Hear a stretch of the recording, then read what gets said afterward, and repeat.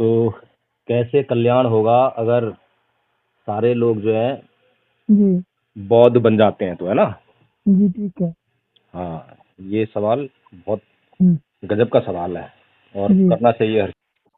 तो हम्म, सबसे पहले तो हमें ये समझना चाहिए जी कि बुद्ध के धम्म के सिद्धांत क्या हैं, या बुद्ध का धम्म जो है क्या करने के लिए कहता है और जी क्या ठीक। नहीं करने के लिए कहता है। ठीक है। हम्म हम्म अभी हमारे समाज में, या कहें कि भारत में, हम्म जो समस्याएं हैं वो कौन कौन सी हम्म समस्याएं हैं? हम्म। जरा बताएं आप मुझे, कौन कौन समस्याएं हैं वो। तो हमको अपना मान लीजिए जो सोच है, जो हम अपना दृष्टिकोण से हम देखते हैं, तो सबसे बड़ी समस्या आर्थिक समस्या है। आप। ऐसे सामाजिक तो समस्या है, जैसे रामस्वरूप वर्मा बोले थे, हम्म, या ललई सिंह यादव भी मैंने लिखे हैं, हम उनका पढ़े तो उसमें लिखे कि हमको आर्थिक समस्या से ज्यादा है जो माने सामाजिक समस्या खलती है। हम्म, और ये बाबा अंबेडकर भी लिखे कि मान लीजिए इसका समाधान केवल मान लीजिए जब भी होगा तो समाजवाद ही एक रास्ता है। हम्म। लेकिन मैंने हम देखे कि अब आप लोग हैं जो मान लीजिए इस रास्ते से जाना चाह रहे हैं, तो कहाँ तक जाइएगा या कैसे जाइएगा कि हम उसको हासिल हाँ, करेंगे, यही हमारा सोच। देखिए गिरिजा प्रसाद जी, जी भारत के अंदर जो भारत के लोग जिन मुख्य समस्याओं से पीड़ित हो रहे हैं, हम्म। सबसे पहली समस्या है जातिवाद की समस्या। ये तो निश्चित रूप है, इसको तो कोई कह ही नहीं सकता है। ठीक। सुन लीजिए अब ध्यान से, जो आपका हम्म, प्रश्न है मैं उस पर बोल रहा हूँ, ठीक है ना। जी तो पहली समस्या क्या हुई? जातिवादी, हम्म जातिवाद की समस्या। हम्म जो बाकी जो समस्याएं हैं, आपकी आर्थिक समस्या, हम्म आपकी राजनीतिक समस्या, हम्म ये जो समस्याएं हैं दोनों, ये हम्म, आपकी जातिवाद की जो समस्या है उसके कारण से प्रमुखतया उत्पन्न हो रही हैं। अच्छा ठीक। कोई आदमी कितना भी अमीर हो जाए, लेकिन हम्म उसकी जाति समाप्त नहीं होती है। नहीं। और जाति समाप्त नहीं होती है, तो जो लोग उसके साथ में भेदभाव करना चाहते हैं, शोषण करना चाहते हैं, हम्म वो एक ना एक दिन जो उसकी आर्थिक संपन्नता है उसको छीन ही लेंगे। हम्म ठीक है ना। हम्म हाँ, तो इसीलिए भारत की सभी मूल समस्याओं का कारण जो है वो है जातिवाद। अब जातिवाद जो है कौन करता है? हम्म कोई दूसरी दुनिया का आदमी आके तो करता नहीं है, हम्म इसी दुनिया और इसी देश के लोग करते हैं। हम्म तो वे लोग कौन लोग हैं? जो लोग अपने आप को ऊंचा कहते हैं, हम्म जो लोग किसी घर में पैदा हो गए, उस घर पर टैग लगा है कि ये ब्राह्मण घर है, ये क्षत्रिय घर है, ये वैश्य घर है, इस तरह का टैग लगा है उस घर पे, और उसको पैदा होते ही जो है एक उच्च होने का जो है गौरव का अनुभव होने लगता है। ठीक है। हम्म हाँ, तो अब ये जो बचपन से ही जिस व्यक्ति का जो दिमाग है उसका जो है शुद्ध रूप से निर्माण अगर किया जाए कि भाई हम्म सभी लोग समान हैं, कोई ऊंचा नहीं है, कोई नीचा नहीं है, और जो लोग गरीब हैं उनकी हमें सहायता करनी चाहिए, उनके प्रति दया और करुणा का भाव रखना चाहिए। इस तरह की अगर मेंटलिटी बचपन से ही किसी बच्चे में डेवलप की जाएगी, तो बड़ा होकर वो क्या करेगा? लोगों का भला करेगा ना। हेलो।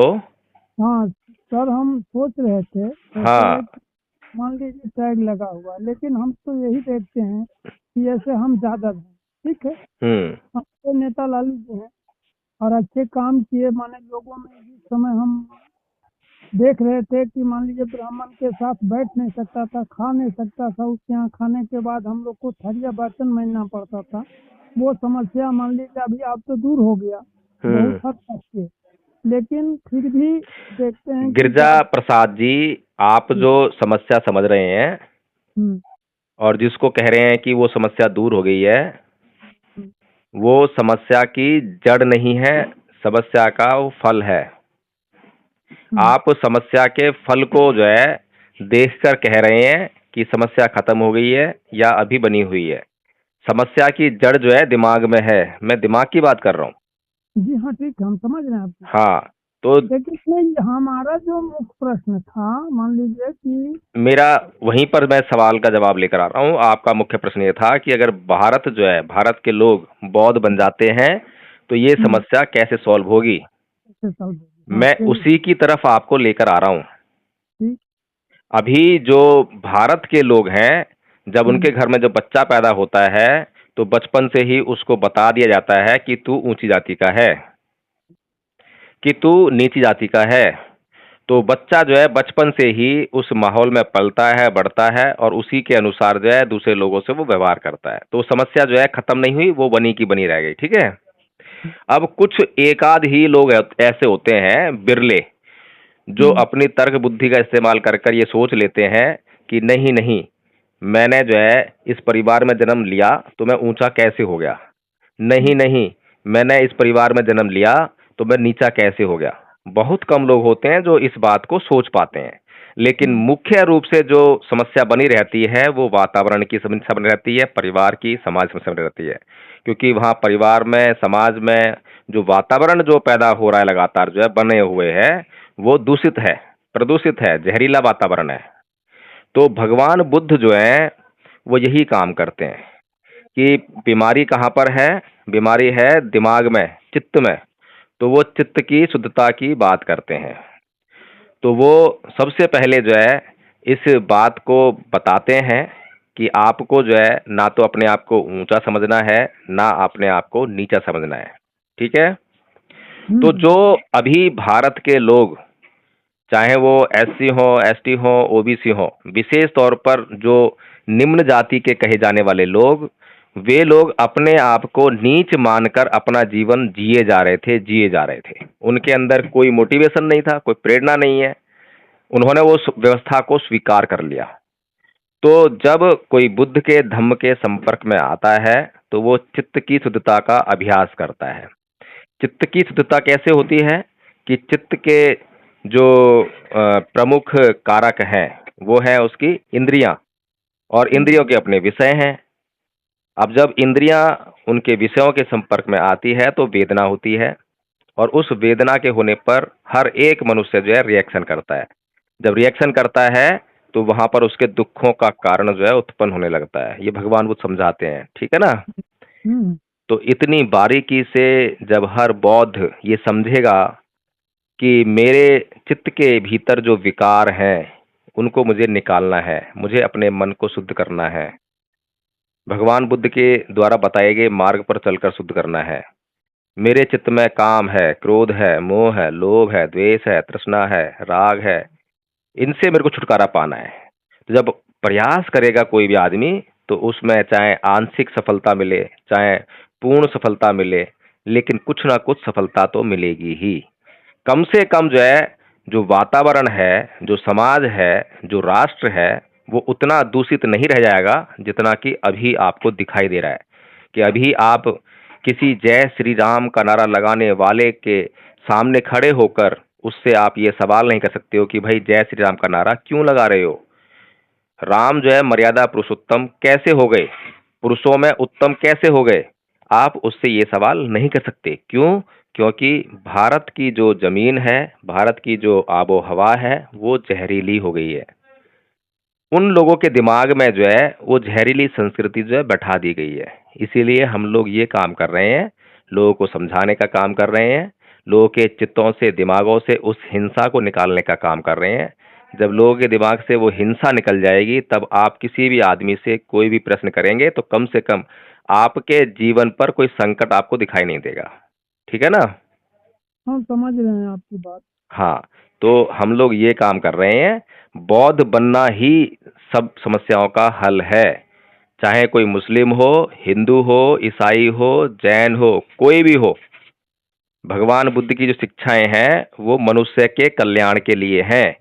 बाकी जो हिंदुओं की शिक्षाएं हैं, इस्लाम की शिक्षाएं हैं, ईसाइयों की शिक्षाएं हैं, जैनियों की, सिखों की जो शिक्षाएं हैं वो अपने संप्रदाय के लिए हैं। कि कोई हिंदू कैसे जो है मोक्ष प्राप्त करेगा, हिंदू के लिए है, बाकी किसी के लिए नहीं है। क्योंकि बाकी लोग, अब मोक्ष प्राप्त करने का जो साधन है वो क्या है हिंदू धर्म में? कृष्ण जी बोलते हैं गीता में कि मेरी शरण में आने मात्र से आपको मोक्ष प्राप्त हो जाएगा। तो कंडीशन लग गई ना कि कोई भी व्यक्ति जो मोक्ष प्राप्त करना चाहता है उसको कृष्ण जी की शरण में जाना ही पड़ेगा। तो ही मोक्ष मिलेगा। तो अब कोई ईसाई जिसकी इच्छा ही नहीं है कि वो कृष्ण जी के पैरों में पड़े, कृष्ण जी की पूजा करे, अर्चना करे, तो उसको तो मोक्ष मिलना ही नहीं है। कोई भी मुस्लिम जो कि ये नहीं चाहता है कि वो कृष्ण जी की आराधना करे, पूजा करे, पैरों में पड़े, शरण में जाए, तो उसको भी नहीं मिलने वाला है। यानी कि सिर्फ हिंदुओं के लिए ही वो मोक्ष उपलब्ध है, लेकिन भगवान बुद्ध की जो मुक्ति है, जो निर्वाण है, वो संसार के प्रत्येक उस मनुष्य के लिए उपलब्ध है, चाहे कोई सिख हो, ईसाई हो, मुस्लिम हो, कोई भी हो, जो उनके बताए हुए मार्ग पर चलेगा, उसको जो है वो मोक्ष उपलब्ध होगा ही, चाहे वो उनकी शरण में आए या ना आए, चाहे वो जो है उनकी पूजा करे या ना करे, चाहे वो जो है उनके तीर्थ स्थलों का भ्रमण करे या ना करे, लेकिन उसको वो मोक्ष प्राप्त होकर ही रहेगा। समझ में आ रही है आपको बात?